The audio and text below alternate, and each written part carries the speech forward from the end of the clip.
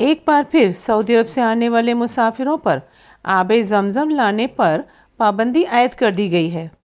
اللہ کے فضل و کرم سے عمرہ کی سعادت نصیب ہوئی، لہٰذا اپنے ذاتی تجربے کی بنیاد پر اس ویڈیو میں ڈیٹیل میں بتایا جائے گا کہ کن مسافروں کے لیے آب زمزم لانے پر پابندی عائد ہے، جبکہ کس خاص کیٹیگری کے مسافروں کو آب زمزم کی 5 لیٹر کی بوتل فراہم کی جا رہی ہے۔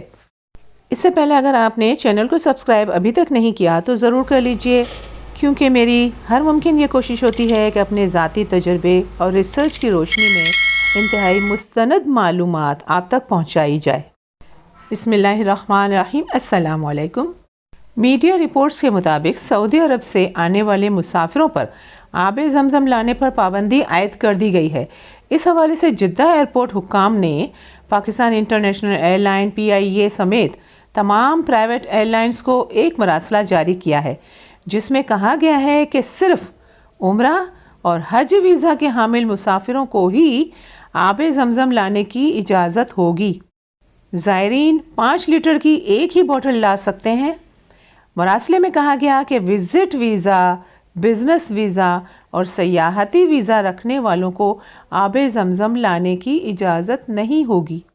اس لیے تمام ایئر لائنز انتظامیہ مسافروں کے سامان کی چیکنگ کو یقینی بنائیں اور سعودی عرب سے پاکستان آنے والے مسافروں کی مکمل اسکریننگ کی جائے۔ USA سے کراچی کے سفر کے دوران 5 دن کا سعودیہ کا ہمارا ٹرانزٹ ویزا تھا، جس میں ہم نے 2 دن مکہ میں گزارے، عمرہ کیا، 2 دن مدینہ میں گزارے، اگین 1 دن مکہ آئے اور عمرہ کیا۔ پھر جدہ ایئرپورٹ سے جب کراچی واپس آئے تو ہم نے بھی 5 لیٹر کی بوتل لینے کی کوشش کی، مگر انتہائی کوشش اور ہائر اتھارٹی سے بات کرنے کے باوجود بھی ہمیں 5 لیٹر کی آب زمزم کی بوتل لانے کی اجازت نہیں دی گئی۔ یعنی ٹرانزٹ ویزا والے ہوں، بزنس ویزا ہو اور نوکری پیشہ افراد بھی اپنے ہمراہ آب زمزم نہیں لا سکتے۔